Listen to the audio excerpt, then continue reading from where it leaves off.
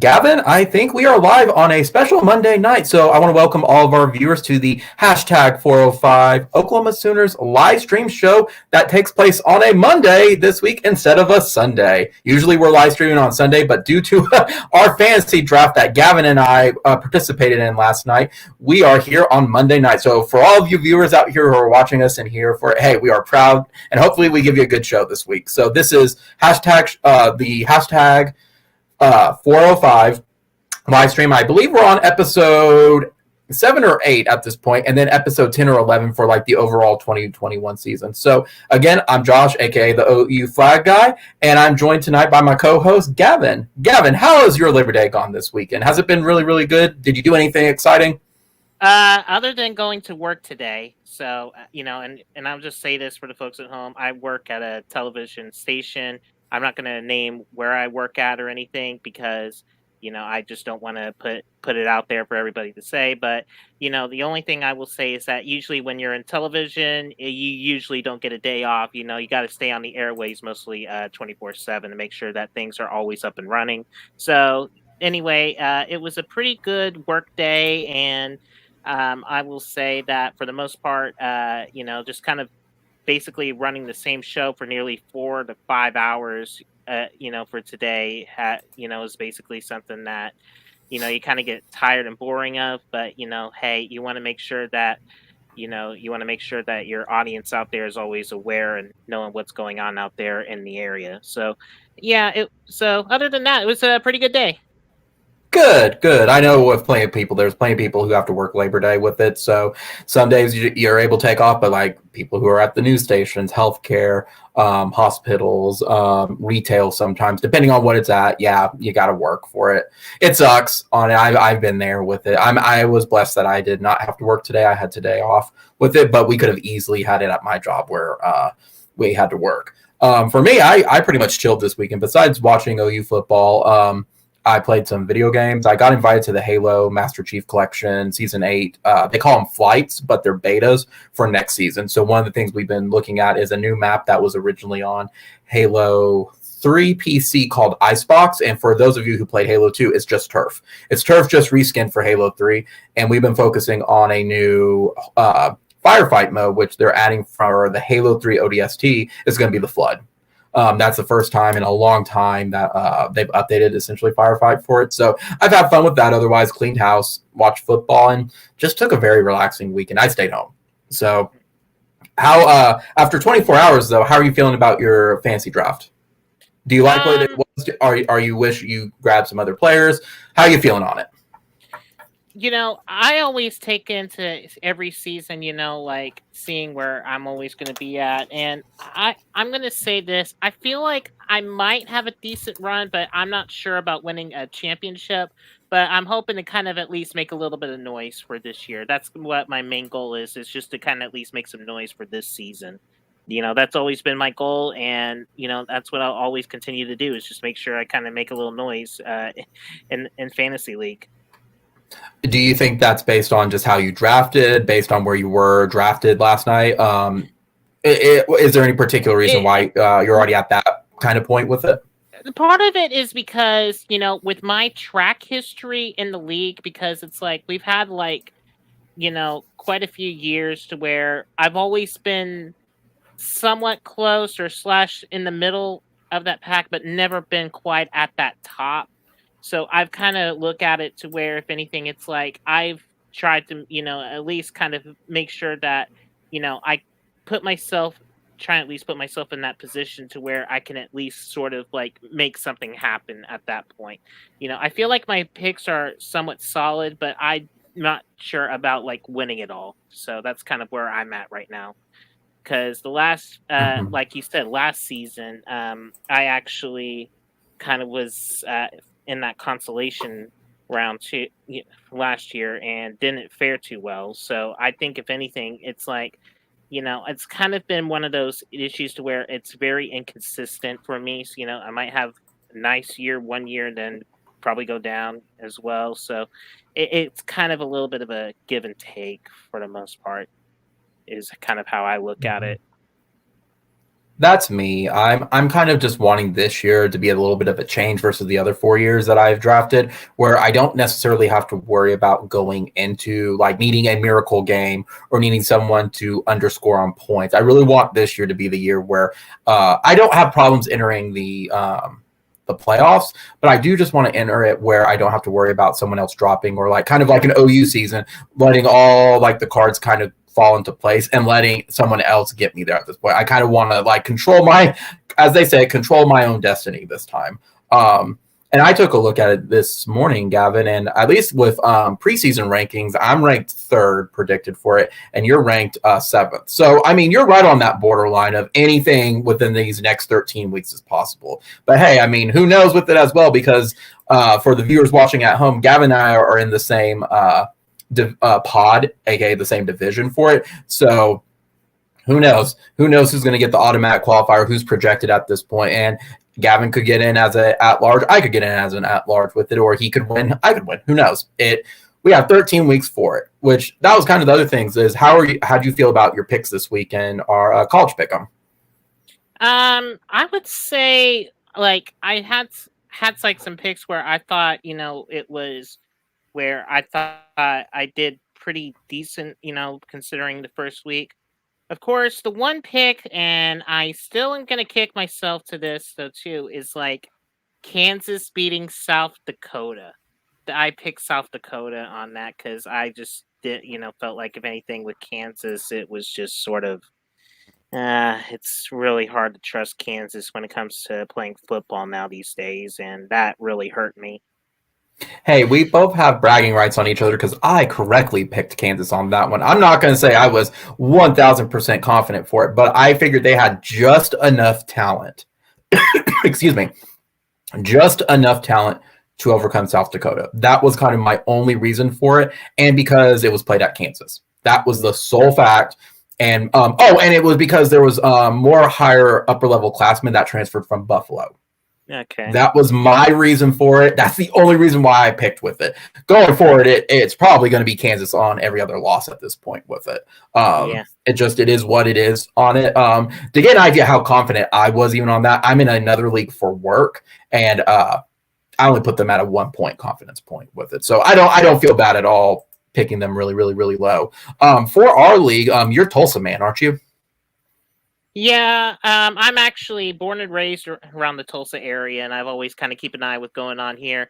Of course, Tulsa basically losing to UC Davis over the weekend, 19-17, which that was, I was going to say, somewhat surprising, yet it wasn't, because first off, you lost Zaven Collins, who's now playing linebacker for the Arizona Cardinals, and of course, you also had 4 or 5 players that were suspended due to that in the first half. That was due to that brawl that they had with Mississippi State.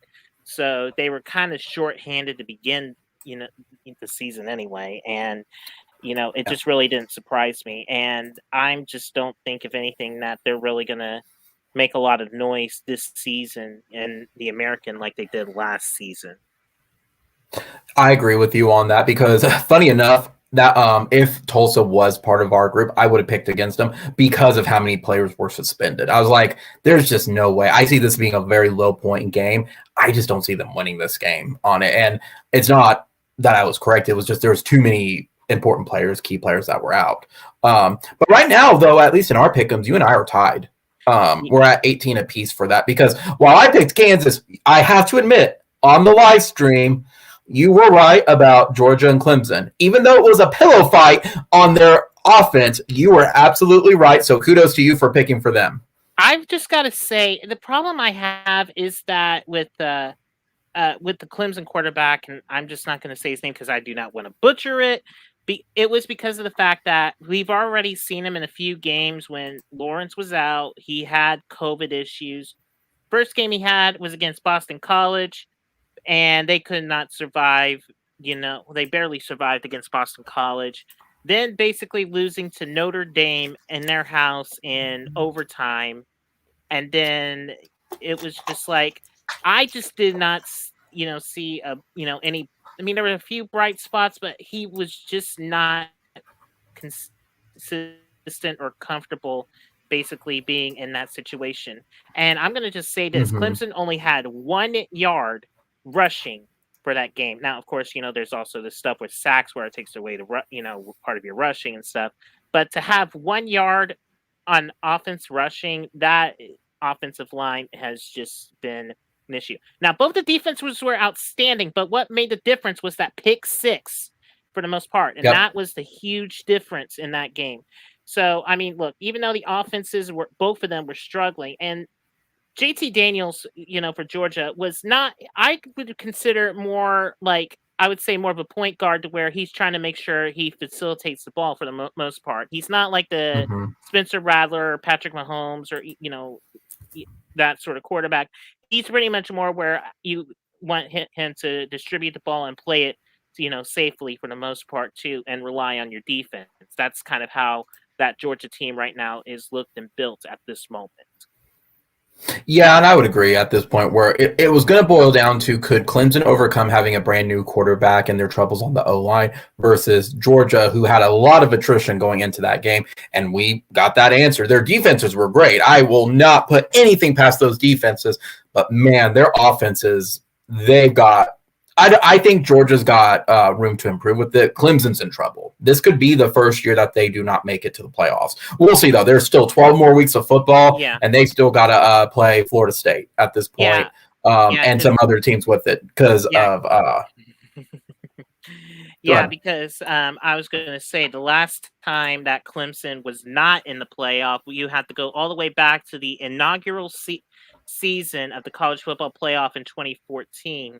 Which that was when Florida State, when Jameis Winston was at the helm. That's how far back you have to go. I mean, ever since 2015, it's, Clemson hasn't been in there so many times. And you got to keep in mind, too, it's bound to happen. There's going to be times when teams don't get in. I mean, Bama didn't get in 1 year. So, I mean, it's going to happen. It's just when, not if. As my dad used to say, any given day. So at any given day, there's going to be a point where Clemson's not. Now, I don't agree with the people who say that this is the beginning of the end for Clemson. I don't see the writing on the wall for that unless Venables leaves at this point for it. But I think this is going to be a humbling year for them. Yeah. Actually, I think they've been in the playoff all the years that they've been in, believe it or not. Yeah, they have. I would assume this would be the first year that they don't make it in. No, I'm talking about Alabama. No, Alabama was left out 1 year. No, the 2014 they got upset by Ohio State. 2015 they were in the national title with Clemson. 2016 they lost the title game in there. 2017 they got in as that 4th seed against Clemson. 2018 they played against Oklahoma. 2019 2019 was the one that was left out because LSU was in there. So yeah, you're right. Sorry, I had to go through all of that just to. And that was just one. Yeah, it was one game, and that was because it was LSU who beat them. And to be fair, even if they got in, LSU was going to whip their butts. I mean, we got that spanking with LSU. That anybody who was going to be in that game was going to get whipped by LSU. That was LSU's year. And wasn't it played in New Orleans? Like, it was LSU's year. Never pick against New Orleans when it's played in New Orleans.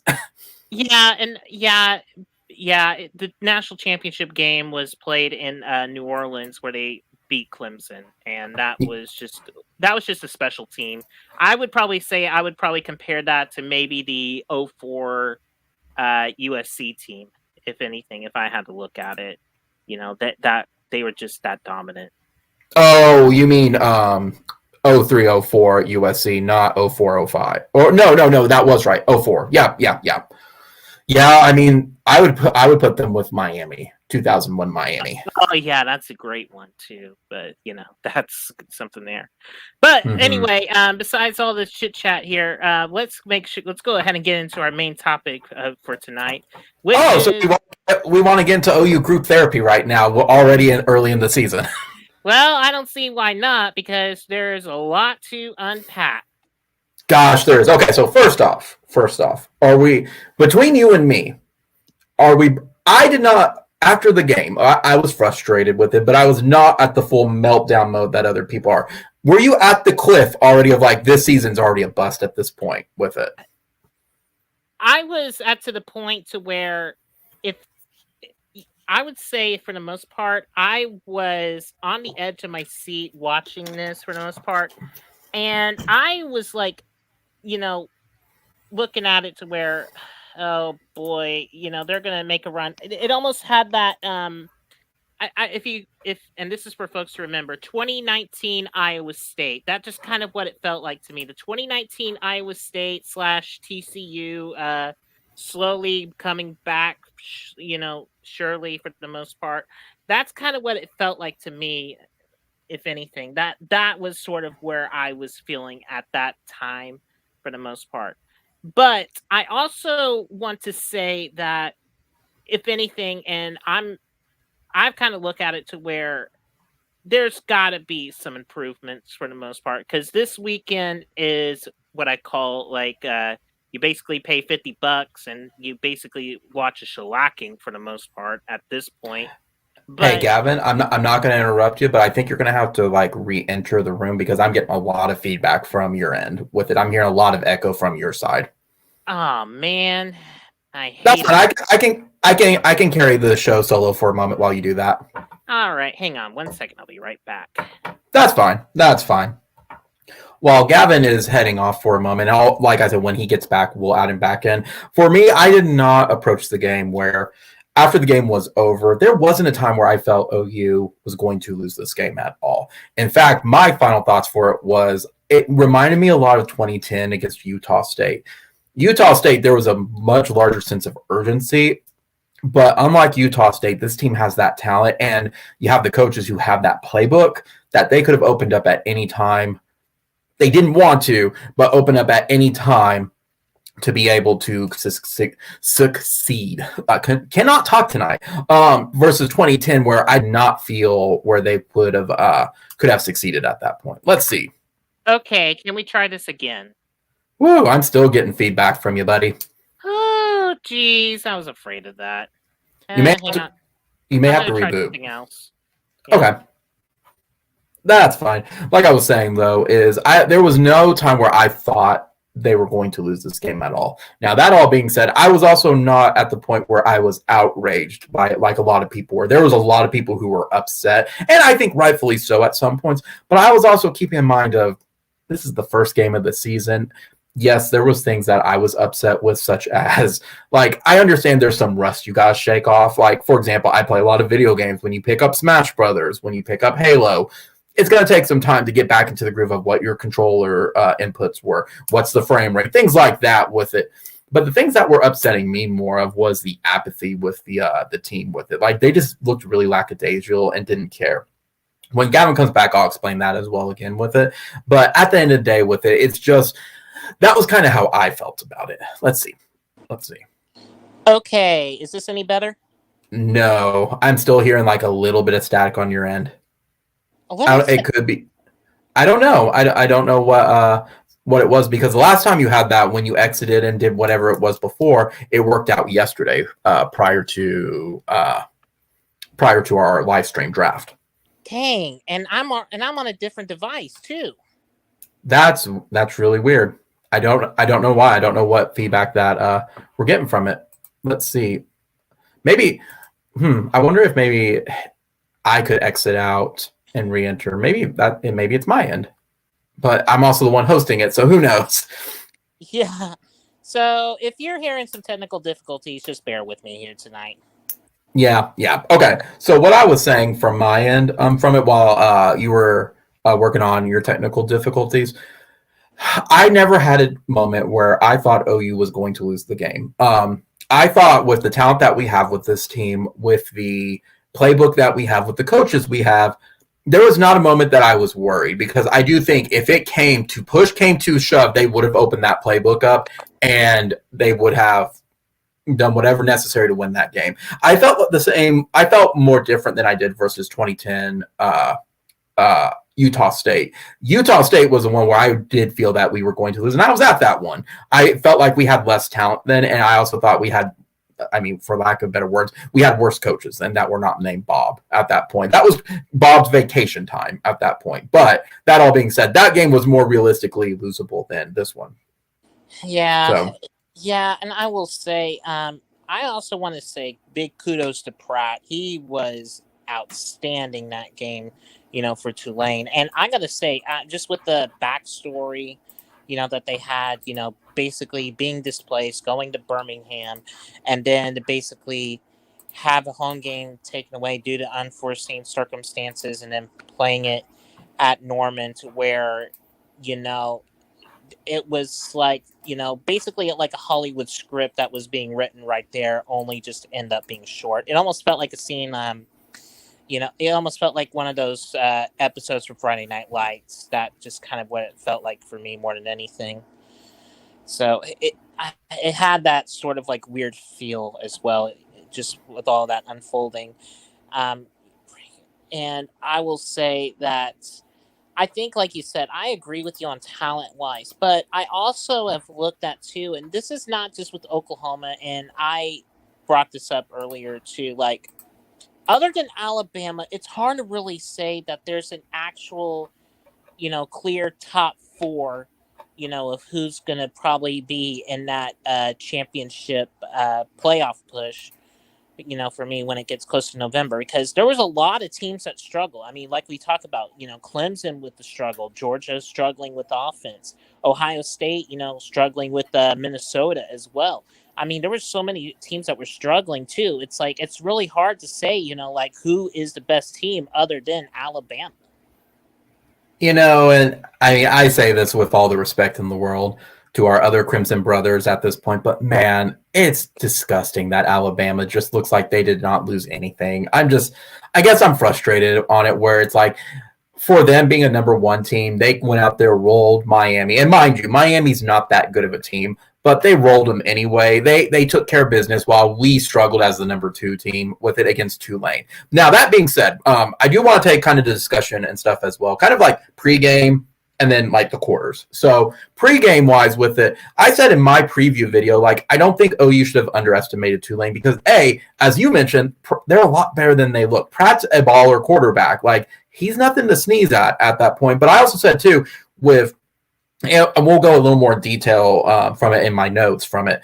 But I said because of the players we're missing on offense, I think offense was the big story at that point because we were down to two scholarship running backs. So Lincoln was going to be conservative about running the ball.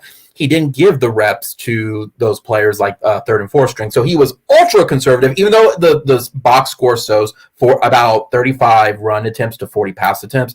He still played really, really conservatively for the run game with it. Plus, it being Tulane, he wasn't going to open the playbook up like he's probably going to against Nebraska at the latest West Virginia at this point. But he wasn't going to do that. Then we were also out Drake Stoops and Theo Weiss got injured. I think Stoops was a contact tracing issue, and Theo Weiss got injured.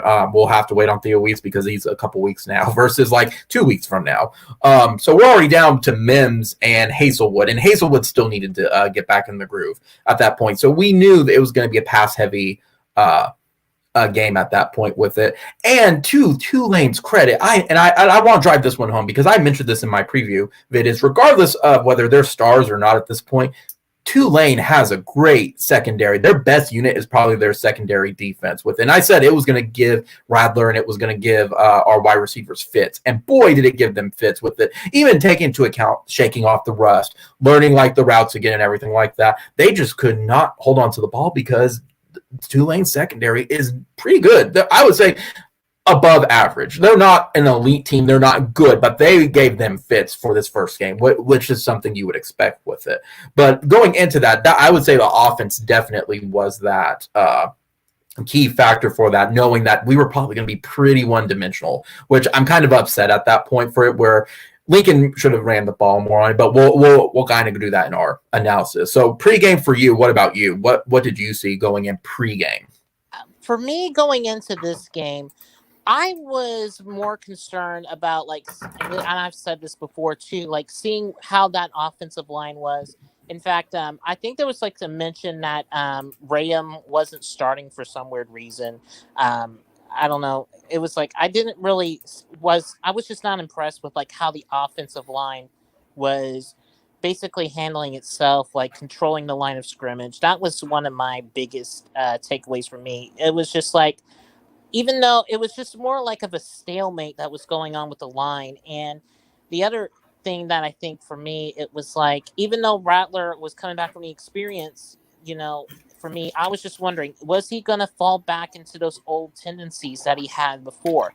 Because we saw this in the game too. Like, he tends to, like, and I'm not kidding, like, he tends to, like, throw off his back foot, to where Mm-hmm. where those throws are inaccurate. And also, was he going to be a better accurate passer to where he leads, his receivers? Because he's done this lots of times, so too, to like where he's either thrown it behind or throws it to where they're falling down, and that's kind of been the other issues. And to me, it was like we kind of sort of saw the same things that we've had, over the course of last season, where it's kind of been to the point to where I'm looking at it to like, okay, if anything, this needs to be changed up for the better for the most part. That was sort of what my biggest issues going into this game more was than anything. And turns out, that was the case. Well, and that's something you mentioned too, and I forgot to mention. Rain was out, based on what social media was saying, it was a contact tracing issue. So, and some people said he came in. I don't know if he came in or not during the game. I have not rewatched that game just to catch some of the highlights for it. My assumption is he was out the entire game, but I think too that made the offense even more one-dimensional with it, because that run game was pretty much non-existent at that point. So we have pregame. Okay, so let's now move into first quarter. I do have a complaint. I was not a fan of Lincoln Riley's first quarter play calling. I was going insane already on the very first play of the game. He does a pass. I hated that. Just get the run going. And I know even with him playing conservatively with it, it should have been a run play. That already drove me nuts, which to me set the tone of rather already throwing an interception with the second play of the entire season at that point. It gave Tulane all that momentum. And be honest, Tulane sucker punched us in that first quarter. Yeah, I mean, they made sure it was a dogfight, but I also want to take this back too a little bit, because and for the folks that don't remember, like, it kind of reminded me a whole lot of like what happened in 2017 when OU and Tulane played against each other, and they gave them a fight in that first quarter before they start demolishing them. So my first thought was I just thought this was just going to be deja vu again of like what happened in 2017. That was my first thought, going into that first quarter. Yeah, I mean, the difference was in that at that point, OU was just a much better team though in 2017 with it, versus now where Tulane was I'm not going to say they're anywhere near better than OU at that, but they have much better talent. They were way more competitive for that, which I guess that baffles me, and that goes back and more to the pregame stuff. Is why our team, and we'll discuss it afterwards once we kind of go through the quarters with it, but why our team just approaches these games so lackadaisical, like, oh, it's just Tulane. You still got to go out there and play the game, guys. Like, you still got. That's the thing that drives me nuts, is you still got to go out there and play it. They're not going to roll over just because it's us. Just like no different than at least mentally how I see it is, we're their Super Bowl. We're their bowl game already in the season. They're going to come bring their A game for it. You got to be prepared for that. Like, there's some teams, sure, in FCS stuff or like a Kansas, they know they're going to lose on it. It's just, can they frustrate us during that game? Like, Kansas has gotten to the point where they're like nitpicking us and poking us with the stick essentially during the game, but they know they're going to lose from it.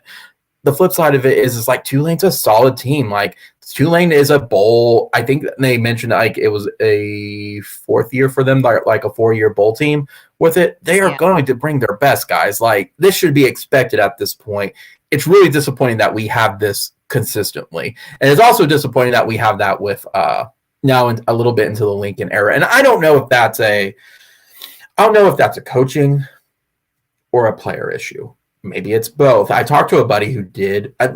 Preface, I worked for the athletic department for a while. I know my football in and out. I paid attention to it for many years now. I never have played down to football, though. I talked to a buddy of mine who has played football, and he says it's a culture thing. He thinks it's the players have this mentality of just because they have the logo, teams need to roll over for them, and that's just not the case with it. Like, they should know better by now at this point with it.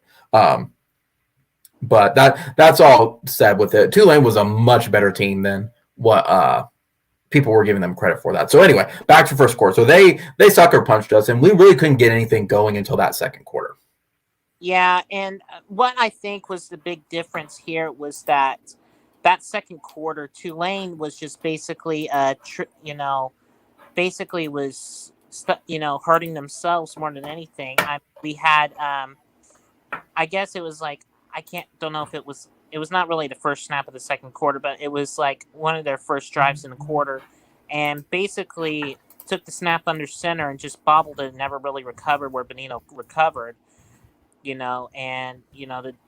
So it was like they were starting to get rattled for the most part. And then, of course, Pratt, on the next drive gets, the ball punched out by Isaiah Thomas, where the defense recovered. So, and they were starting to make like some highlight, some plays on defense and everything, but the offense was still struggling for the most part to where, those 2 turnovers ended up being 6 points, and yeah, and that to me was like, okay, at least the defense was starting to go a little bit, but I felt like if anything else though too, like the offense was, basically sputtering for the most part, throughout that quarter, from just kind of looking at it. And of course, Rattlers and some of his throws and where he's trying to put them for the most part, I mean, some of them were easy catches and everything, but like the ball placement and accuracy, has been one of the issues for me. I mean, he has like a talented arm, which is not being denied, but the accuracy, being consistent on that has been, the biggest question, I think, for the most part, for this, for the last year now. And that's something you mentioned about that, and that's something I want to bring up too, is with Rattler. I do think, as it is right now with him being a sophomore, or he's a redshirt sophomore, yeah. Redshirt sophomore. Yeah, right now his throws, unlike Kyler or Baker, at their time, his is very much high risk, high reward. Like he's going to get those bomb plays, and he throws a pretty ball. But I feel like he hasn't made it to that point yet where when he slings it, it's going to thread the needle every time with it. Right now, I kind of get nervous when he throws the deep ball because sometimes it floats up there.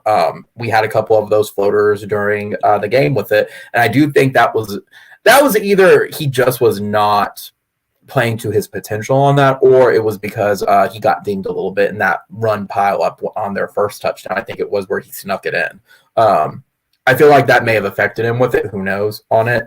But you mentioned that in the second quarter too. I do give props to Isaiah Thomas and who was I was trying to think of our defensive person. He had a pretty big, quiet day. It started with a D, but I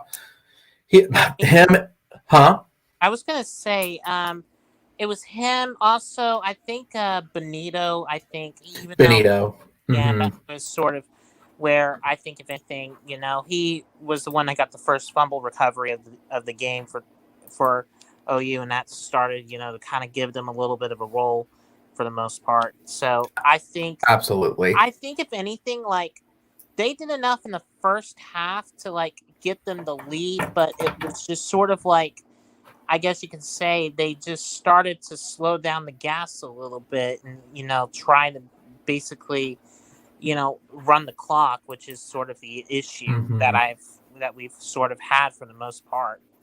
So you mentioned that as well, and you mentioned that with Pratt as well. Pratt, I would say, I think if he's on a more talented team, say like a Kansas State or even a more elite team, say Clemson, I think he'd have success there with it as well. I think he's that good of a quarterback that if he transferred somewhere, he would have a lot of success. I would say the only reason too that we won was due to the fact that it was the talent around Pratt that caused the hiccups for it.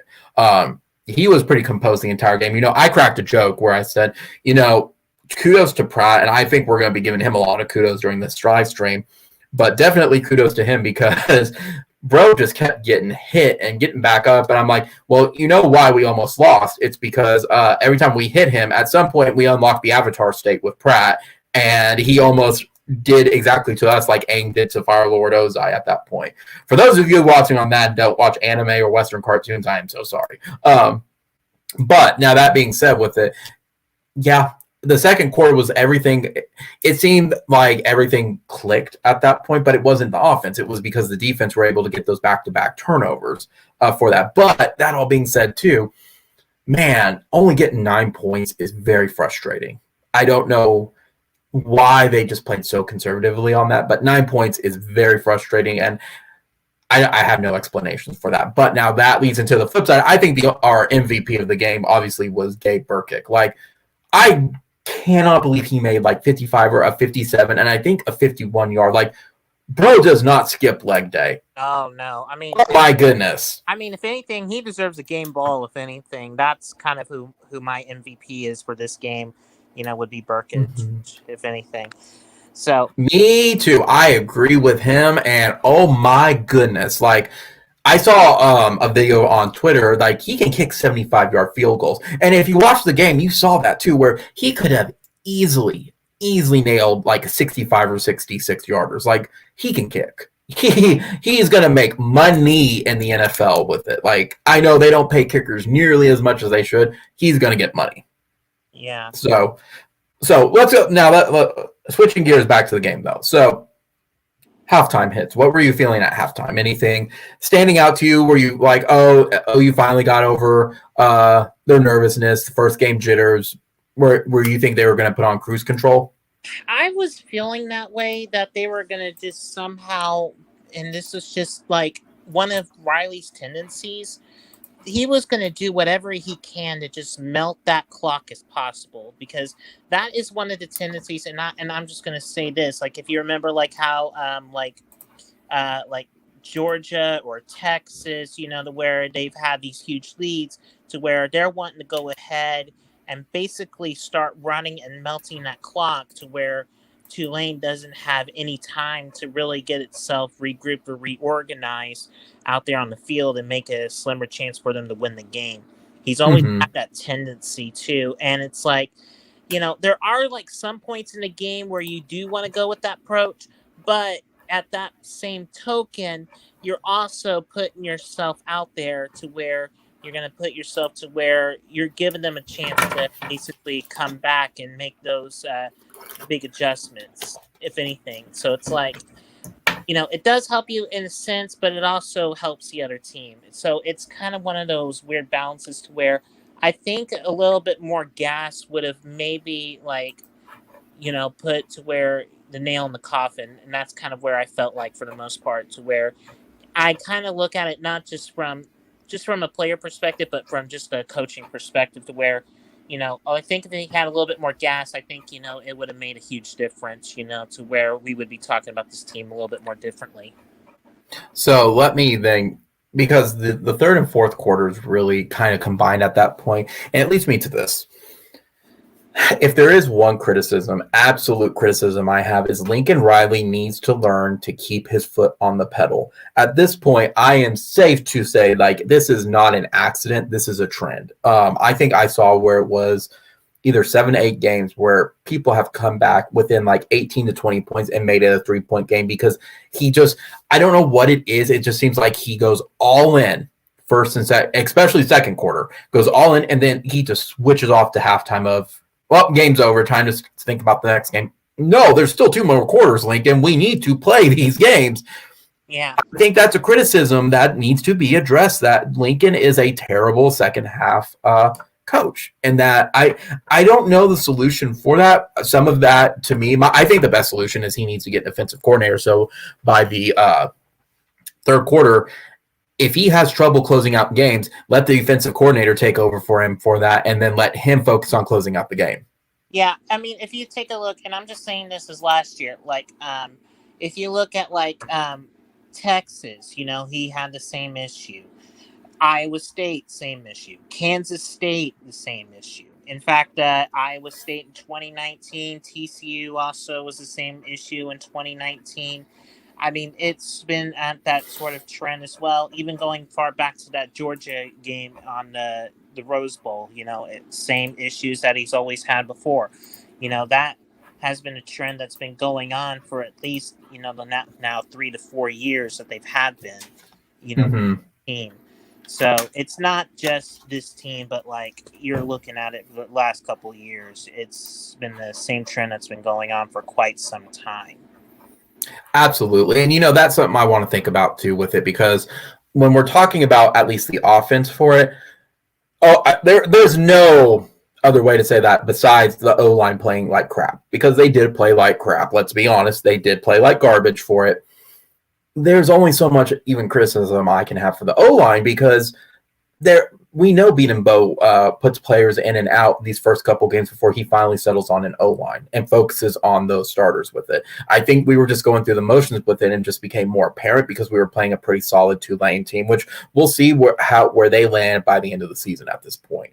But now here's the flip side now.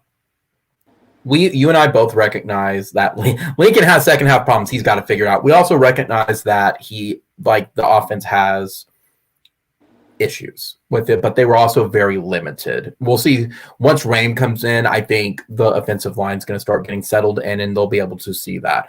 They just got to dig their heels in at this point, though. Beaton Bowe will figure that out. I have no doubt on that. I fully expect the backup running backs to get reps. I'm disappointed that they didn't get reps this go around with it. Maybe he was saving them to get reps for the next game with it, but that they needed that experience, and because they basically joked around essentially for lack of better words for it, they didn't get that experience with it, and that falls on coaching at that point. But now I do want to go to the flip side. I do think defense, I don't know what was up with defense. Defense had no pass rush. There was nothing middle game at all. They were throwing in the middle all day long with it, and it looks very, very frustrating. It looked like 2017, 2018 OU again, where they were giving up big plays.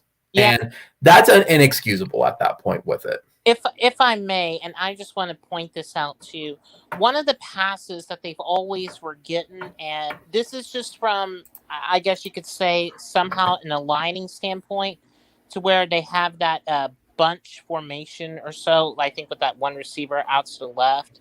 Mm-hmm. And basically what they've done, and I'm not kidding you, is basically they do that swing route with the running back out to the left or to the right, and basically like made it to where the corner and the linebacker basically cross paths with each other, and basically going into, to where that running back's wide open all day for a touchdown. I mean, that happened like 2 or 3 times. So that, to me, where I was looking at it, I was seeing more alignment issues in that sort of sense, rather than the issues with talent. So it was just where I was at to the point to where it was like, okay, you know what, going man to man like this is not going to be, the best way to go. You're going to have to like either put a different zone coverage or something like that to where you play a certain part of the field, and not just go to man to where your own guys are running into each other.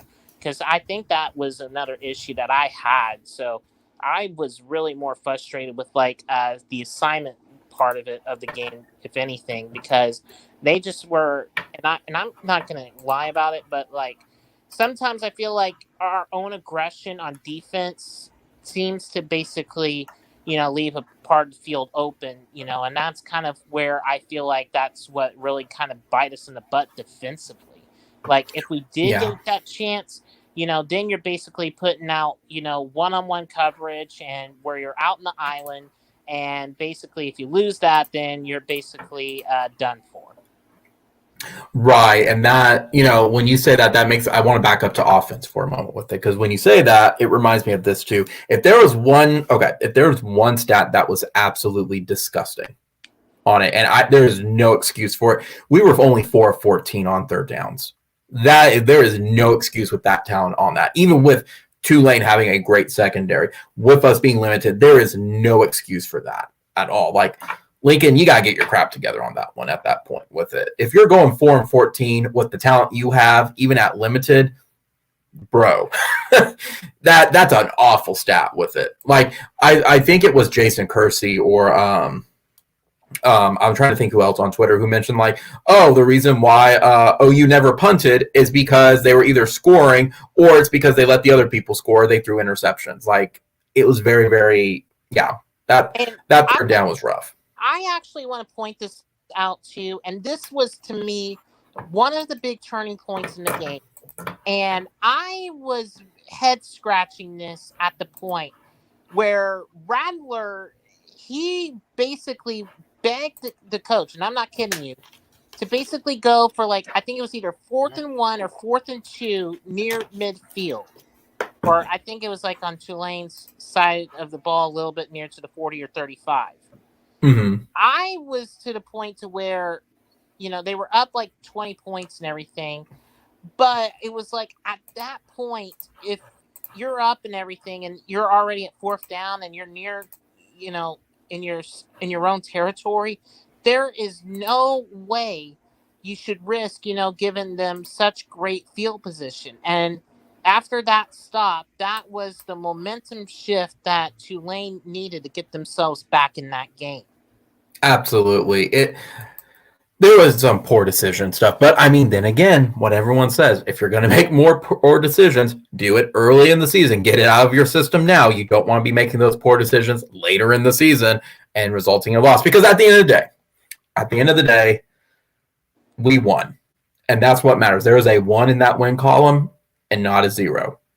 Like, I'd rather take the ugly win, the terrible win, the win that we're going to complain about till the end of time win versus a loss, because a loss that destroys the entire season, because our schedule is not built for that at that point. With it, the entire football world would have to go into full chaos mode for us to make it to the playoff at that point. Because here's the thing is, other people have mentioned it way better than me, but this is supposed to be a national championship team, so we should be disappointed in their play. But at the same time, it's the first game. There's still 11 more games that got to be played on it, and it reminds me of if Tulane had more talent, it would have been just like Kansas State all over again. They could have beaten us with it. That's why I keep circling that Kansas State game. Yeah, so, I know. I think if anything, and I'm just going to say this, I would rather at least have like a good wake-up call, to where we can actually start looking and making some adjustments into this than basically go with the lackadaisical team to where, we're going to just go ahead and win them all, crush every opponent and everything else. So too, I would rather find ways to improve than basically be lackadaisical about, having such a talented team, because I would rather see, I would rather see that progression, because I've always believed in the issue. It's like, and this is kind of how I've looked at, because I've, seen the game, watched it over the years, because it's like the start of it for me is not like how it's always been defined. It's like where the finished product's going to be at the end. Because I've seen like, this team, too, to where, there's a lot of ups and downs, that goes on, within each week. And I always love to see, if anything, to find that response in the fight. And there were some good responses, yes.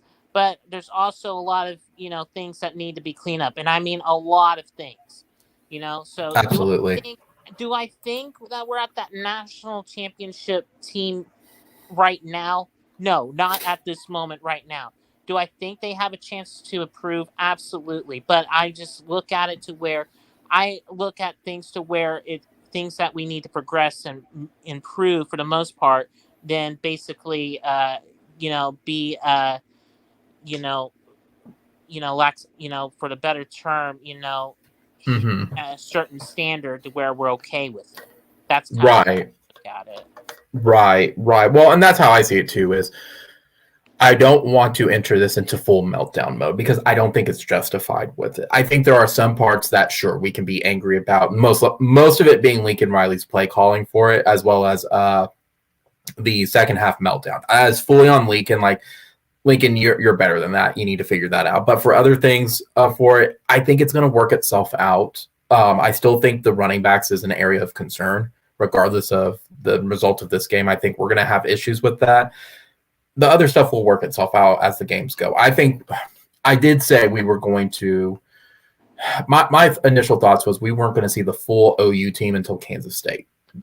That being said now, I think because of this game being the wake-up call, it's going to be Nebraska. I think Nebraska is going to be that first real game that we're going to see the team like really put their foot to the pedal at this point with it. Because I mean, in all due honesty, I don't know if Nebraska is better than Tulane. So honestly, like right now, Nebraska has been, and I'm not kidding you, been such in a deep decline ever since. I want to probably say after the Big Ten championship appearance, they've just sort of been on this downhill decline for quite a while, and they just have not, looked like the Nebraska of old that we have used to seeing back in the day.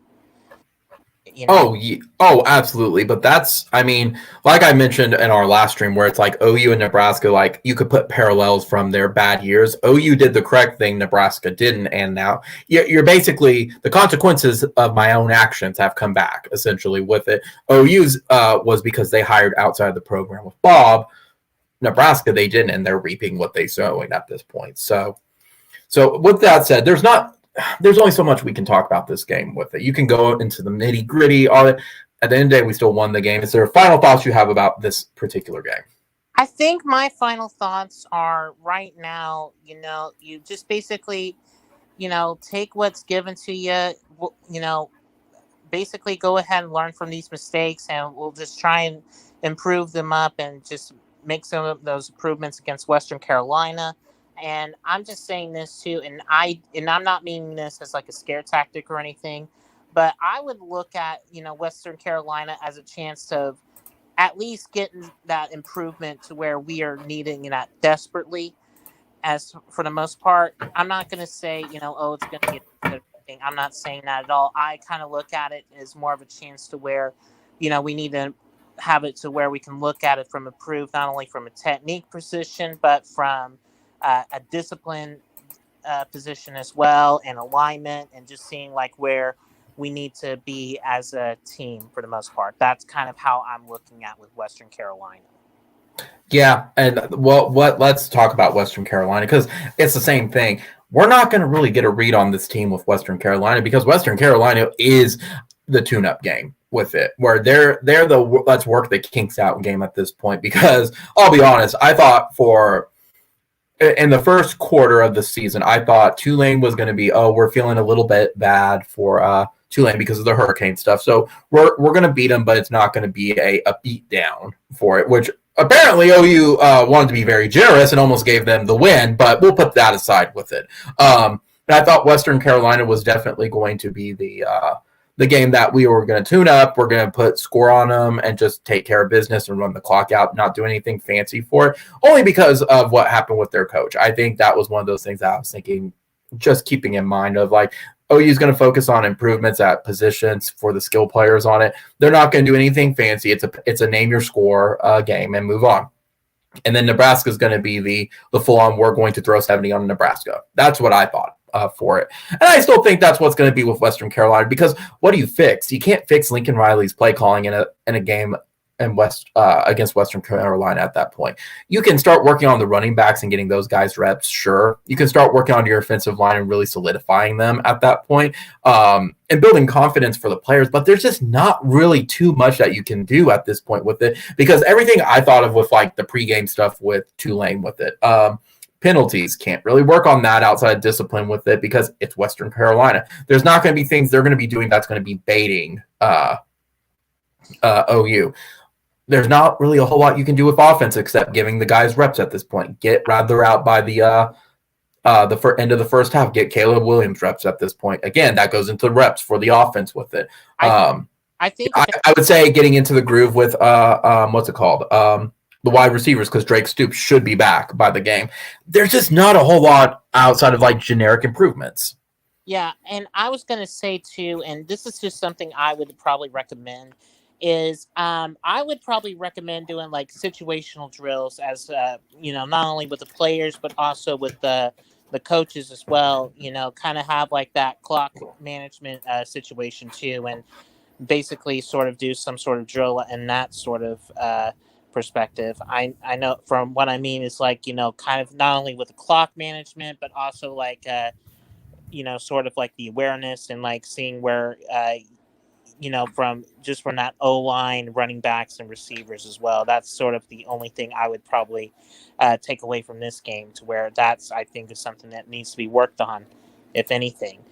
Because, there's only so much mean, you can do like some things to where you can make them game like, but it's another to basically when you cross that side, onto that sideline, and that's kind of where I feel like, if anything, to where I look at it to where the coaches, in my opinion, should probably do a little bit of practice themselves with like game management and situation football. That's kind of one of my biggest takeaways from the whole game at this point. Because even when I'm looking online, they don't really even have a depth chart for Western Carolina. So there's not even really anything we can talk about with them to even preview, because there's not anything. I mean, we could look at like their roster and stuff, but there's not really a single individual unit be like, oh, this is where we could really do a little bit more practice against them, because there's not. There's really nothing for 2021. And I'm looking everywhere for it. It's just like their FCS, we don't keep track of that. Oh, okay. Yeah. In fact, I was going to say they lost to Eastern Kentucky 31-28. That was their last game that they played. So, even though it looks like it's going to be a win, and like you said, Mike, probably to name the margin, I just want to look for, at least some better improvements, for the most part, to where we can get ourselves a little bit better before Nebraska. That's kind of where I look at this point. Absolutely. So if you had to name one area of improvement that you're wanting to see with Western Carolina, what would it be? I would say maybe for one, I would say for myself personally, I would love to see Rattler maybe stepping up in the pocket a little bit more instead of relying on his arm, because I feel like for the most part, he seems like he gets, I don't know what it is, but he tends to throw off that back foot and makes it to where his passes are, somewhat off target. Now, he can throw the ball beautifully and everything too, which I'm not going to deny. But when you throw off that back foot, it throws everything off, and it makes the receiver have to go get the ball, whether it's up high and wide or down in the dirt. That's one of the issues that I've had for the most part, and you don't. And that's kind of been my biggest issue. Is like, if you don't have a quarterback that can step up and throw in, then it's you're not going to win a lot of ball games. Winning like that. Yeah, I agree. I'm trying to think. I guess putting him back into second half of 2020 form is what we're going to have to see for him. But really, I guess the only thing I'm looking forward to for Western Carolina is going to be getting our second and or third and fourth string running backs reps. They have to get reps. They got to get that experience with it going into later in the season, just for rotational purposes for it. And I would also say too, in this game, at the very minimum, giving the defense some confidence from it in the backfield for it. I think the trenches were fine. I didn't really have that. Now I will say that is something to bring up. Something I really, and excuse my language, I get my one every live stream as well. I really did shit on not Western Carolina, Tulane's offensive line, because they were very, very, very young. Bro, they put our defense in the trenches on their backs. So kudos to Tulane for doing that. I mentioned that, and I really downplayed them because I was thinking they're young guns. They weren't going to be able to match our guys. They did and did some at that point. So kudos to them for proving me absolutely wrong on that, and that they matched not only their secondary for it, but matched our guys, which I think that was part of that punch in the mouth with it. Now, that being said with it, I do think this game's going to be a confidence boost for them for that with it. Get them back on track for it, because you're going to need all that going into Nebraska. Yeah, that's for sure. I mean, it's definitely going to be something to where I would think, if anything, that this is just going to just try and get them, get their composure back for the most part. That's kind of where I'm looking at this point. Mm-hmm. So are you actually going to buy the pay-per-view game, or are you going to pass on it, or put up like a drive, the box score, the play-by-play from ESPN? I'm actually going to listen to probably Toby Rowland for the most part. That's kind of what I'm going to look at doing at this point. Are y'all not, I guess the thought never occurred to me with it. Are y'all blacked out up there for it? Yeah. Or for it if it's not the pay-per-view? Yeah, because the thing is that we have a satellite, and basically you would still have to pay the $50 still, regardless, unless I basically get like I mean, I can maybe try and do Roku, but I'm not 100% sure on that. So, but I'm probably gonna just listen to Toby Rowland's play-by-play. Joke's on you. It's not on Roku because I have Roku and they've already announced it's not partnered with Roku. Yeah, basically, you have to have Cox. I don't know why they put that deal on their site on the website that talked about it, but I don't know. That's yeah, like pretty much if you don't have Cox, it's not available for it. And a friend and I, we did discuss like even splitting for it just because like it's hot out. If it's a game, hey, $20 is nothing versus like the $40 or whatever it is for it. But that being said, with it, like neither of us have Cox. People on DirecTV can't get it. Dish can't get it. I'm glad that we're going to get over this pay-per-view stuff. Like, I really hope that's why, hopefully, we move to the SEC next year because I'm done with these pay-per-view games. Like, I'm tired of these limited views. It's dumb. It's absolutely dumb. Especially for as big of a program OU is, it just baffles me that they can't have an option where you can just watch it online with an instant click. That drives me nuts. Since you're getting all the revenue and you don't have that, I do have to tell you a funny story though. Over the weekend from the game, I turned on the game and I was watching it, and apparently I have to poke fun at my dad because he's still on cable, and I've been telling him for years, Dad, you need to cut the cord, you need to move to streaming or get an antenna at the very least for it. Lawton Cablevision or Lawton Fidelity did not have the game because it was not blacked out. It's just they didn't have the signal for it, and they're just like, we don't expect it back. There's no thing for it because he sent me a thing where it was like, it says TBA. What does that mean? I'm like, it means you're not watching this game. So I was able to hook him up and I was able to get him to the rest of the game around the second quarter with it at that point. But yeah, like poor guy, opening game of the season. I told him he needs to call Fidelity and say, I want a refund. I want a small refund credited to it because y'all know this should have been prepared and yet y'all did not have a signal for this entire dang game. So poor guy. But yeah, speaking of the rest of the game I mean, I think you and I are pretty good on there's nothing really on Western Carolina. It's our tune-up game. It's our body bag game. It's the yearly tribute we give to Owen Field of the monster needs to be fed game. This is the monster that needs to be fed game. What else did you think about week one? Any surprises? Anything notable outside of Alabama, which it's got to be fun being an Alabama fan. Well, I will say this, and I've said this before, in the talk of the show, that a lot of teams struggled. I mean, Ohio State struggled, and Clemson and Georgia, with that offensive pill fight, as you said as well. I mean, and Wisconsin and Penn State had no score at the half, so it's like there was not just Oklahoma, but everybody else was struggling. Mm-hmm. In fact, Iowa State had barely won against Northern Iowa by 6. Yep. Oh, hey, I guess I wasn't paying attention enough for it. I want your thoughts. I want your thoughts on two things. One's an off-topic thought. The other one's during week one. I guess I didn't see the Applebee's commercial like everybody else did over and over, and I guess I wasn't paying attention for it. But was it really that annoying versus what people were making it out to be? Hold on one sec. He possibly may be getting called away at this point. I can run the show solo until he returns.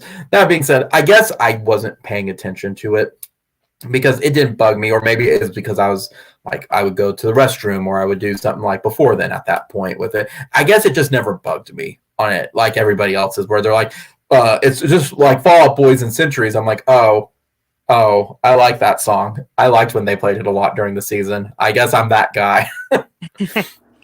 Yeah. I mean, I've always,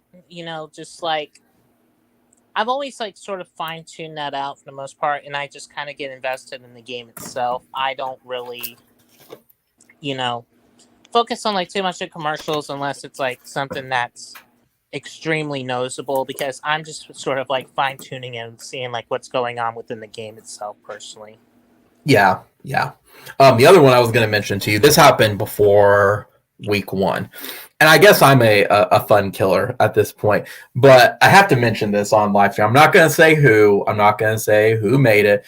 But you know something I saw on Twitter that just drove me nuts after like 5 minutes? I'm like, I'm done with this already. Like, this account's getting blocked already for it. Have you seen the people who do the hashtag horns down and there's a bot that's like throws a flag at you? I was like, oh, that's funny. And then it kept going. I'm like, I'm done with this already within the first 5 minutes. This is stupid. This bot needs to be shut down. I guess I'm a fun killer with it. I get it. I get the things with like the horns up for peace stuff and all that. But like, I was already annoyed. Like, if I can't hashtag that and it's going to do that every single time, nope, I'm done. So, but anyway, other games though. I will say, Notre Dame may have won last night, but America lost. Yeah. That was a good dang game, though. Like, oh my goodness. That was... If you're talking about, you know, Gavin, how Tulane had the story, bro, this was a 30 for 30 in a Disney movie waiting to happen at that point with Florida State. Like, unfortunately, though, this is the way, per Bobby Bowden tradition, they lost because a field goal went far left. You didn't think of that one, did you? Yeah. I'm like, you know, it would have been perfect. Death taxes and missed field goals at Florida State. If anything, you know, it would have been perfect if they were playing against Miami. That would have been even more perfect. Yeah, I just assumed the reason why it went far left was because of the ghost of Bobby Bowden wanted to make sure, like, to rip the hearts out of Joe Stadium. But man, it was that stadium was rock. It was fun to watch. Oh yeah, it was a fun game. Yeah, it sure was. Now, correct me if I'm wrong, because we were drafting at the time, and you had the game on. Milton didn't start as the starting quarterback, right? The only reason he was put in was because the other quarterback had a chin strap issue? I think so, yeah. So he better be the starting quarterback this week at this point, because he's definitely better than first string. Whoever the other guy was, the other player at that point. But that being said, yeah, that was such a fun game. And to Notre Dame's credit, it's just like us. They escaped. Notre Dame was supposed to like solidly take care of Florida State, and boy, did Florida State give them everything and then some at that game. Like, that was a good game to watch. That, I think they said that it was like a super duper high viewed game. Like, people started tuning in around the third quarter. It was a big game. Like, kudos to Florida State. If they're on track like that, I could see them getting back on track with everything. Was there any other games that interested you? I mean, I have to quote Jesse from Twitter, where he's like, the Big 12 vomited on itself, but still went 9-1. So Big 12 took care of business, and as you said, Iowa State struggled. Kansas State, I think, took care of business. Yeah, they defeat Stanford 24-7, so that didn't really surprise me. I'm not there because actually, funny enough, I had Kansas State winning. I thought at this point that Kleiman is a better coach than what's his name over at Stanford. I'm like, I think he has a better playbook. Mm-hmm. So, anyway. In fact, I was also going to say, too, Texas actually, Sarkisian's first game against Louisiana, who was ranked number 23, did pretty well. Yeah. I mean, kudos to Texas, too. They took care of business as well for the Sark's first game. There was nothing flashy about it or anything to write home about, but, like, they solidly took care of business. There was no doubt that Texas was going to lose. I think the bigger story was the joke that I always laugh at every time I see it come up on Twitter is the big story at Texas is whoever decided to put the logo off center in their stadium needs to get fired. The end zone Longhorn logo always cracks me up. I'm like, it's true. Whoever did that did not go to architect school. But so Kansas State, well, again, we talked about that. That was surprising, but not surprising on it. They beat theirs. I expected West Virginia to lose because West Virginia is just a dumpster fire right now. And that's honestly why in our previous live streams I said I just don't have confidence that OU's not going to have their full stuff ready to go until Kansas State, because even West Virginia is bad. West Virginia is they're dookie bad. I'm trying to see who else was there. Big 12. So Kansas, us. Iowa State struggled against Northern Iowa. Texas took care of business in the second half. Kansas State beat Stanford. Yeah, Baylor, I believe, beat Texas State. Yep, they did. Baylor. Oh yeah. So let's talk about some of those games. So first off, back up to West Virginia. West Virginia. So in my picks, I picked Maryland to win because you do not pick against Maryland in week 1. Week 1, Maryland is like Super Bowl Maryland, and then they crap out for the rest of the season. But you never pick against Maryland. It's the same reason why I should have picked Virginia Tech, but I did not, and I regret it. That's my fault, though. But kudos to Maryland for being West Virginia for that. Texas Tech, I think they were one of the ones. They were playing against Houston, and Houston just collapsed in the second half. I don't know. I've just never been sold on Dana, but I don't know what happened, why they just completely shut down. Do you have any inklings on why they shut down against Texas Tech? I have no idea, to be honest with you. I mean, Texas Tech they've been inconsistent for so many years, for the most part, even with the Mahomes years. It's just hard to really get like a good read of like who this team is supposed to be at times.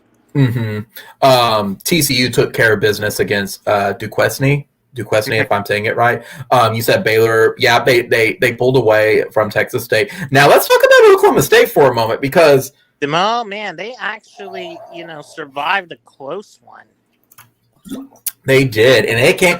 We can talk about us all day, okay? And I don't want to take away the credit from Oklahoma State's win for it, but at least for us, at the end of the day, I think Tulane's going to be like a 9-4 team. I do think they're going to win out and go to a good bowl game again this year.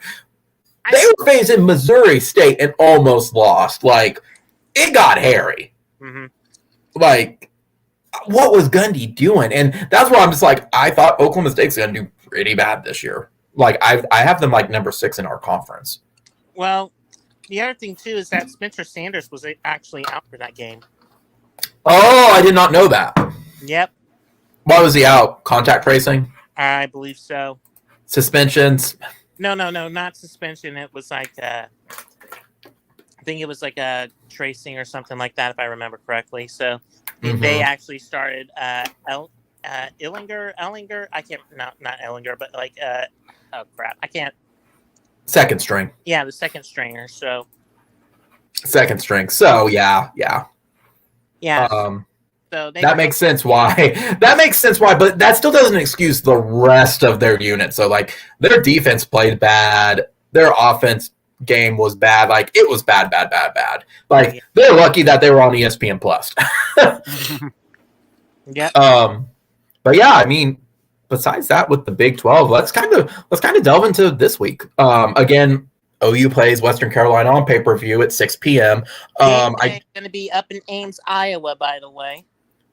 Let's see. Actually, let me switch to top 25, week 2. Actually, we'll start with Big 12. We'll go Big 12 and then we'll do top 25 from it. But so really fast though, OU faces Western Carolina again. It's pay-per-view. If you're really wanting to go to this game, guys, tickets are as low as like $18. Like you could go to this game.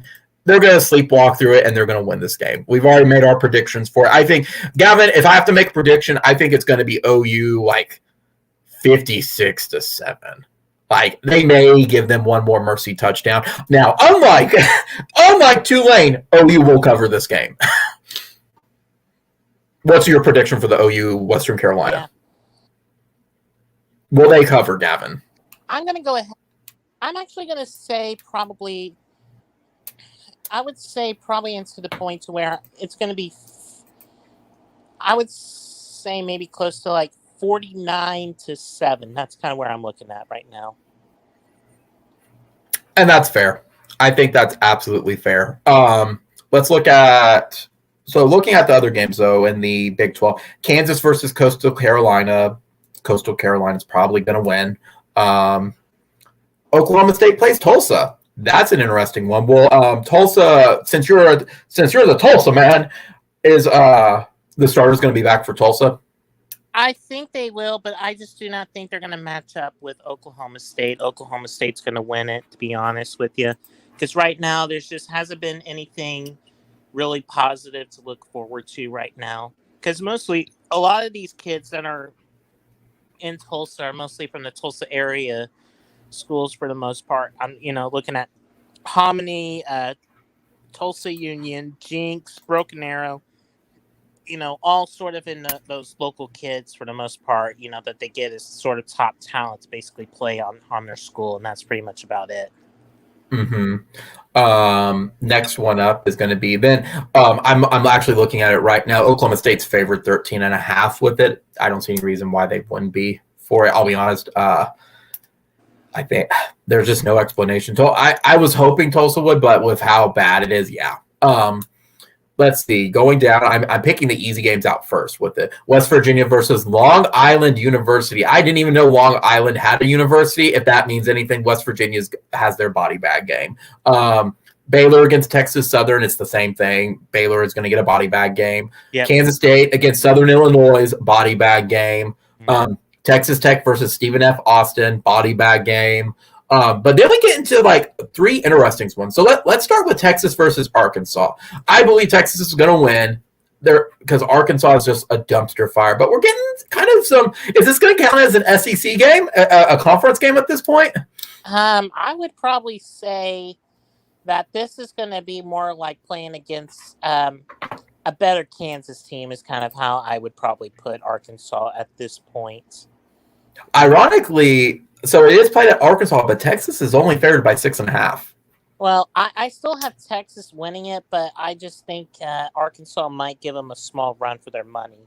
Oh, I absolutely believe that too. I think Arkansas is going to be in the first. I think they'll be in the first quarter, maybe the first half, but Texas will pull away. Which, speaking of Arkansas, I'm going to get on my soapbox for 1 second with it. You know what I find amusing, and it's just me, okay. I have a friend who will go unnamed, not going to say he, she, they, whatever. But I found it funny that on social media, after OU lost, or after OU squeaked by Tulane, he put up a thing where it was just like, and these people think they're going to join in the SEC or do well in the SEC. I'm like, bro, you're an Arkansas fan. Y'all haven't even had a winning season in like 5 years. I wouldn't be talking crap right now. Yeah. Last time you guys actually won, had like a decent season. You got to go back to the 90s, believe it or not. Or actually, no, 2011, I think, if I'm not mistaken. When they were pretty much had that magical year, around that early 2000, late 2000s, early 2010s. That was sort of their magical run. Like, I'm all for smack talk, but like, let's be a little realistic with it. OU having a close one against Tulane where there's no real worry of them losing versus Arkansas who can't win and have a winning season or even reach .500. Like, I wouldn't. It's one of those pot calling the kettle black kind of thing at that point. It drives me nuts, but that's the type of smack talk that drives me bonkers. Anyway, I have Texas, same thing, that they're going to beat Arkansas. I would probably say by 10 on it. The next one that's going to be interesting on it now is TCU versus Cal. Cal actually surprised me. I didn't think Cal was going to actually drop their game, but here we are. They dropped their game for it. And Nevada's bad. Yeah, I just got TCU at this point, so I just have no question about it right now at this point. I think, if anything, TCU should, get through with Cal, no problem. Do you think TCU's finally got some stuff where they're probably going to be in the top 3 of the conference? I think they would have a good chance, but of course, like I said, I just think that they've always been one of those teams to where they've always been on that cusp, but never really fully, got to the top of it. That's kind of where they've always been the last couple of seasons, in my opinion. All right, and now we get to the one that you wanted to talk about too. It's going to be interesting. Iowa State versus Iowa. It is at Iowa State, a 3:30 kickoff, and Iowa State is favored by 4. But Iowa State has not had luck against Iowa. Well, here's the thing. The last time Iowa State won it was back in, I think, 2014 or so, and they have right now like a 5-game losing streak against Iowa. And the problem that I have is that after that barely beating Northern Iowa, I'm just not sure if they can beat Iowa at this point. Because I feel like, if anything, it's going to be the same discussion to where I kind of look at it to where, if anything, yeah, they might be, pretty good for the most part too, but can they handle going up with that big Iowa offensive line for the most part? Because it's two different styles of football that they have. You have the Big 12, sort of in that spread and everything for the most part versus the Big 10, where it's all the big, where it's mostly all win or loss down in the trenches. And I kind of see this to where if they play this right for Iowa State, to where that defense and Purdy somehow making a few, where Purdy and Hall, make themselves look really good out there on that field, I think they can get the win, but it's going to take some work against that Iowa team for the most part, because Iowa was coming off a pretty good win, last week. What, Gavin, you're telling me in the Big Ten that you don't like those defensive battles, just like Wisconsin and I think Penn State's game was this week? You're telling me that you don't enjoy that type of game? Shame. I don't either. So I think that's less that it's defense and more of like they just didn't have offenses. They left them at home. See, with Iowa State, initially, and I'm going back and forth on it because they do have 20 returning starters, but Iowa State always starts really slow. It is being played at Iowa State, but man, them playing how they did against Northern Iowa, man, that's going to be a hard pick this week when we have to do our picks. I have Iowa at this point. You have Iowa? I mean, I wouldn't. I don't know if they were overlooking Northern Iowa at Iowa because they knew how important this game is. I don't know. I know if they win, they're rushing that field. We know that for sure. It's a tough one. Looking at the other games, though, from the top 25, Ohio State versus Oregon. That's going to be a fun one. Yeah, and I'm just going to say this. I think that's going to be, I would look at more as a shootout between those two, if anything. Whoop. Gavin, you're talking, but it is not showing anything with it. I think you're having a lot of feedback again on your side with it. I don't know what it is for it, but all I hear is squeaks from you. You may have to restart again. Okay. But then I may have to remove you from it because I can't hear you. Oh, sorry about that. I don't hear you, my dude. I do not hear you. What I'll have to do is do this and let you restart at this point from it.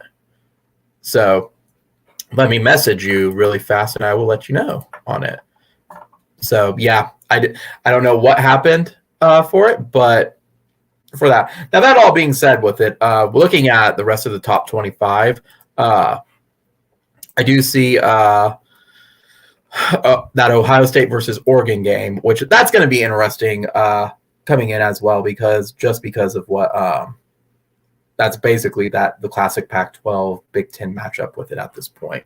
Also looking at, let's see, trying to see anything else at this point from the top 25. You'll see Clemson have their bounce back against their loss against Georgia over the weekend. So we got that. Also, too, let's see, just trying to see any other interesting matchups with it this week because it looks like a lot of it's going to be these FCS games matchups. So I don't know what it's going to look like this week for it. Washington versus Michigan. That's also going to be an interesting one. It's not a top 25 matchup for it because Washington did lose. But, hey, I think it'll be a fun game at that point.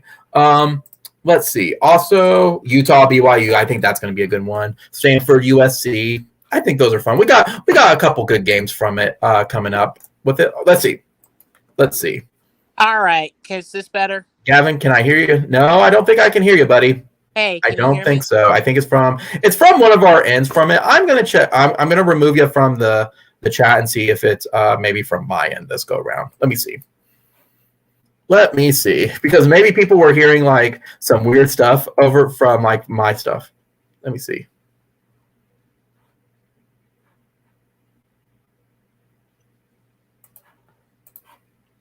I think could be from my end.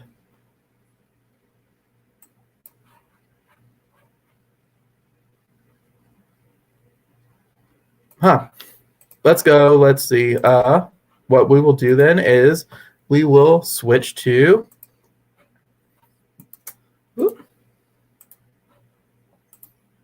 Let's see. It has me talking on it. I do not know why, but we will switch to the. Let's see. Default microphone. Default speakers. Default. That's headset. Let's do that. Okay, can you hear me now? I can hear you now. Could you hear me on the YouTube? Yes, I did. So you did hear me on the YouTube stream? Well, not the YouTube stream. Actually, I heard you just on here just fine. Really interesting with it. I'm going to try switching back to then my headset really fast and see. I'm going to do something really fast because we have a couple minutes for it. I switched to the, I was going to say, maybe I'm running out of battery with it. I don't think that's it. But I think maybe some of it too could have been.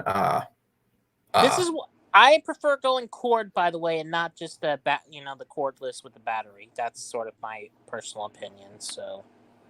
Yeah. Let's see. Let's try. Because if you run out, in the middle of the show and everything, it's like you think you're having technical issues, but in fact, nope, your battery's about to run dead. That's true. And all right. Can you hear me, Gavin? Yes, I can. Okay, let me see. I'm going to try switching now back again to my audio with it and see if that helps out. Communication, headset. The joys of technical difficulties, folks, and I'm going to just tell you, it's something that you always have to deal with on a daily basis, no matter what you do in the broadcasting business. Yeah, can you hear me? Yep, I can. I think you can hear me talk. I can hear you. Let's see. Yep. Headset. Can you hear me? Yes, I can. There we go. Maybe it was a signal issue. I don't know. Yeah, that's weird because now that I'm seeing you talk, there's like a sync delay or something now. Like whenever you're talking. That's weird. I have no idea at this point with it. Okay, now it's back. So who knows? It could have been just a little hiccup with the Bluetooth. I was just talking about it, and maybe I was silent the entire time with it. Who knows at this point? I was just looking at the rest of the top 25 matchups coming up. So Oregon versus Ohio State. We also had. I think that's going to be a high-scoring shootout, in my opinion. That's just kind of with how both of these teams were going a bit recently. Oregon's always known for their high-scoring offense. Ohio State, and how they've been doing with their offense lately with Ryan Day. I just think it's going to be a high-scoring shootout. I would say it might be pretty close to a barn burner at this point. Nah, maybe. Then we also got, let's see, I'm just looking at interesting games at this point. We already talked about Iowa State and Iowa, Texas and Arkansas. I saw another one. Even though they lost, Washington versus Michigan's going to be a good game. I think Michigan's going to win against Washington, but it's still going to be a fun one to watch. Yeah, the only issue I have is that Bell, who's the receiver, he's done for the rest of the season over at Michigan, after that leg injury.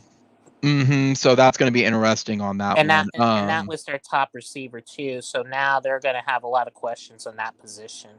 It gives Washington an opportunity to get their first win. And next one is Utah and BYU. That one's always a fun one to watch. Oh, I think if I remember, it's the holy war between the two schools.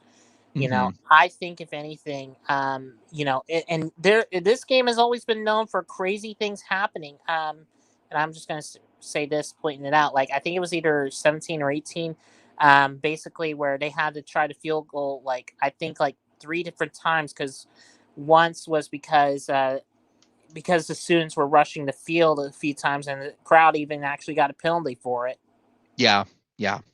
So anything can happen between these two schools. So. Well, it also goes to the next one. Even though I don't think Stanford has a chance at all, Stanford versus USC, that one's always fun to watch. I would probably say SC probably would have a much more better chance of winning this game, and that's actually one of the teams to where I have in the Pac-12 championship is with USC at this moment right now in that South Division right now. Oh, and I don't blame you at all with it. I think that's going to be the standard pick for it. I was trying to see if there was any other. It's hard to pick with the other games because the other thing is the picks aren't up yet or anything, so I couldn't look at some of the other interesting games or anything. But that covers pretty much the top 25 in the Big 12 at this point. Is there any other games that you can think of that you're going to tune in over the weekend for? Well, I would probably say, and I'm just gonna look, pretty much look at this right now. I mean, I'm gonna keep an eye, of course, with that Iowa State because that game is always, so entertaining to watch. To where it's sort of hard for me to say, who is gonna come out because I would say if you're a Sooner fan, you want Iowa State to win this because that way it would kind of help you for more of a credibility standpoint Yeah. at this point to where, and I have nothing against Iowa, but I mean, I still have Iowa probably winning it, but I think the way I look at it, it's that it's hard for me to be realistic and say, that Iowa State's going to probably lose that game in my opinion for the most part. Let's see. Well, you got Illinois and Virginia. That's going to be, Yeah. I think, going to be just two teams that are still trying to find each other. It's going to be a pillow fight. Of course, Nebraska is going to go against Buffalo, which Nebraska I think should handle it. Unless something happens. Yeah. And, okay, and I'm going to just say this, and this is just for, and I always like seeing this because this is the first game of the Commanders and Chiefs Trophy, Air Force versus Navy for one of the early games of the season. Navy's going to win. Yeah, I mean, of course, Navy's going to win, but I always love seeing like the teams that are from the armed forces actually play against each other to win that Commanders and Chiefs Trophy. One of the things I always love about college football is especially in that. Let's see. I'm just trying to scroll through real quick. But I am too. There's nothing on it. A lot of these are just the standard little body bag games. Yeah. Although you got, and I'm just gonna say this, you got an SEC matchup between Missouri and Kentucky. So I'd have Kentucky on it, but I mean they're not even close to the running for it. So yeah, it'd be an interesting SEC game to watch because that's going to be like the SEC game to watch. Where I think if it's anything, it's going to be on the SEC network. So I guess I got one game, and it's less about like the opponents, but just more of the players of the excesses. SMU versus North Texas, just to see more of I think it's Calcaterra and Mordecai. Oh yeah, in fact, Mordecai actually I think got like 7 touchdowns from what I understood. From what I saw. So I think if anything, I would, if I was Texas, I would not underestimate Mordecai at this point because that dude can ball out. Now, and I will say this, I don't blame Mordecai for leaving because, they were getting all the blue chips going in, at quarterback over at OU, and he just sort of kind of got lost in the weeds, because of all the talent that was there. You mentioned something. I'm going to be looking up something with it, but keep on discussing with it because there is something I wanted to look up that I was curious on. But keep talking about Mordecai for a sec. Keep on talking because I don't disagree with you because the writing was on the wall. Yeah, because Mordecai for me, I feel like it's like, and it's like the same thing with like Austin Kendall as well because I always feel like it's always one of those issues to where I think of Mordecai as someone to where they never really got that chance. And it's always, a hard for me to see, like some teams, going on for the most part. But I think if anything, Mordecai might have a, decent road for him, to where I think he can make some noise in the American, if anything, and that's kind of where I'm looking at it right now. In fact, well, to keep something with Mordecai though too, while I'm thinking about though, is the difference though is Mordecai was actually like pretty highly ranked coming in. I mean, Austin Kendall never really had hype around him, and he wasn't that good. It is what it is. Yeah, and of course, Calcaterra is also with the part who was going to go to Auburn, but then went to SMU, and actually one of the touchdowns actually went to Calcaterra. When they went at 14-0. Well, I guess I'm wrong on Austin Kendall. He went to Austin. West Virginia in 2019 when Jalen Well, Hurts no, got there. he was a 4-star. Austin I Kendall. thought Austin was a 3 at the time with it, but I guess he was a 4-star. So, but Mordecai was too. So, what do I know? That's why I don't pay attention to recruiting. What I was looking up though, Gavin, was when you mentioned Mordecai and Austin Kendall, I got curious because I kept saying Chandler Morris was going to start the first game, and I was absolutely wrong. Duggan start the first game for TCU. Now, I will still be on my boat and say Chandler Morris will be the starter by the third game of the season. On it, I will beat that drum for it, and I could be wrong again, but I do expect him to be the starter by the end of the season. Well, only time will tell, my friend. Only time will tell. Exactly. So I think we've covered everything, Gavin. I think we covered, we recapped the Tulane game. There's not really a whole lot to look forward to with Western Carolina because we can't watch it. And we kind of covered the other games. Got any final thoughts from week 1 and going into week 2? I would probably say for the most part, I hope everybody that keep subscribing to the channel, because right now we've kind of hit like a pretty decent landmark to where Josh over here finally has got 40 subs over here. I want to give him a big round of applause right here because he's doing what he can to get this show up and running, so that way we can bring you some quality content for you. Thank you. I appreciate that, Gavin. And I'm happy you mentioned that too, because like I was mentioning it earlier, like the only video, because this was where I had the old blog, and then I just put a lot of those videos, I deleted them at this point with it. That was back almost 15 years ago, and I just want to keep consistent for it. But right now, like the only game that some video that I had that got a lot of views was when they first changed the Pride of Oklahoma pregame, and that all that controversy, and that was over 2,000. But now that I've kind of gone back and started to really like get everything together on it from there, we're almost reached 100 views for our first one with it. My recap video from number 2 OU versus Tulane from it is up to 95 views. It's our highest rated one since we restarted. So kudos to that. We're almost there. Our highest live stream at the moment, taking a look at it, is, let's see, was our vid where we were talking about week 0, it appears. Yeah, no. It was our very, very first live stream we had. That was at 53 views when we first really started. So, but the next one after that was that. So yeah, we're making progress. We're making some strides. We're getting there. Gonna get there. So, you got any other final thoughts?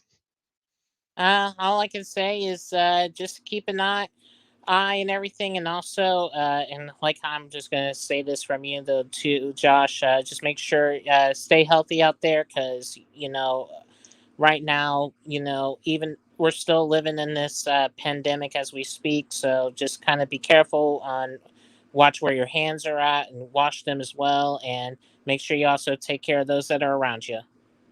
Absolutely. I agree with that as well, because let's be honest, I think we're not going to really know the numbers from COVID and how it was impacted from like the football games at least for another week at this point. So if we see a spike, we got problems with it. But as I say at the end of every stream, I do encourage everyone to get vaccinated, because the more people that get vaccinated, the closer we are to exiting this pandemic and getting back to normal life at this point. So we don't have to wear masks in public anymore with it, and be responsible for that, because I wear my mask still. I'm vaccinated, but we're not out of it yet, guys. We're a long ways from it, from exiting the pandemic. The other part too is, as I always do with the live stream with it, I always leave with something to think about. So I do like this quote, and I want to keep with saying it, of if you choose to be anything in the world, choose to be kind. I really like that one. That being said, we return to our normal time next Sunday at 8 o'clock Central Standard Time for it, and we will discuss as best as we can, from not being able to view a game and probably looking at the highlights, the Western Carolina and OU game, and also recapping week 2, as well as looking forward to week 3, and that's Nebraska Hate Week, something we haven't had since 2010. So I hope everyone has enjoyed the live stream. Gavin, thank you for joining again tonight, and we'll look forward to everyone next week. So everyone have a good rest of safe Labor Day weekend for whatever is left for today, and Boomer Sooner. Peace out.